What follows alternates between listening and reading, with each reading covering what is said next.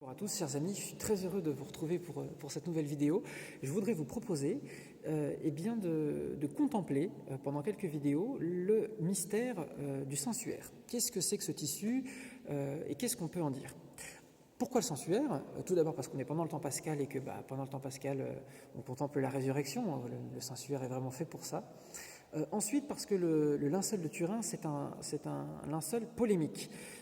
Il y a beaucoup de choses qui ont été dites, on a dit tout et le contraire de tout sur ce suaire. Alors qu'est-ce qu'on peut tenir pour vrai et qu'est-ce qu'on peut tenir pour fiable?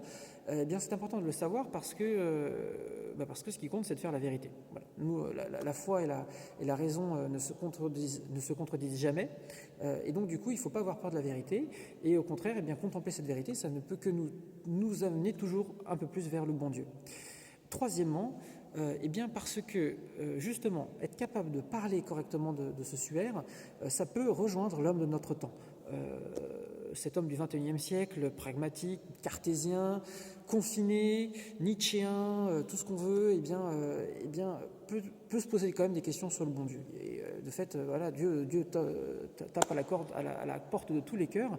Et ce suaire qui, comme Jean-Paul le dit, est un questionnement pour l'intelligence, peut en tout cas susciter l'intérêt de l'homme du XXIe siècle et puis lui poser des questions et puis lui-même lui poser la question de la foi.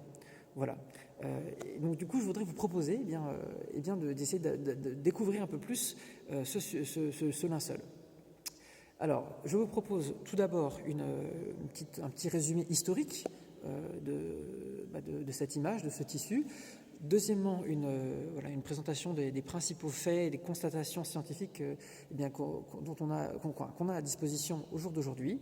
Et puis, dans une troisième partie, une petite conclusion sur ce linceul. Alors, que sait-on historiquement du suaire de Turin ? Oui, parce que si les évangiles disent tous que Jésus a été mis dans un linge après sa mort, dans un linge ou dans un ou plusieurs linges selon les évangiles, ils ne disent pas ce que ces linges sont devenus. Et à vrai dire, pendant 3 siècles, il n'est pas vraiment fait mention dans la littérature antique de ces tissus. Et c'est seulement à partir du IVe siècle qu'on commence à avoir certaines traces. Alors on a saint Cyril de Jérusalem qui, dans sa deuxième catéchèse mystagogique, va parler du fait que l'on peut voir les stigmates, les traces de la passion, de l'amour de notre Sauveur à travers justement les linges mortuaires qui sont présents dans l'église où il prêche, c'est-à-dire à Jérusalem.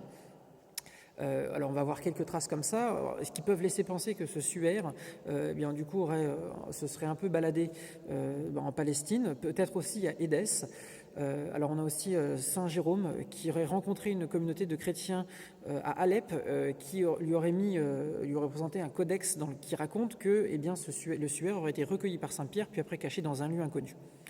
Bon, du coup, on ne sait pas grand-chose et jusqu'au VIe siècle, ça va être un peu le mystère. Et au VIe siècle, va apparaître ce qu'on appelle le Mandylion d'Édesse. Le Mandylion d'Édesse. Qu'est-ce que le Mandylion d'Édesse ? Ça sera pour la prochaine vidéo.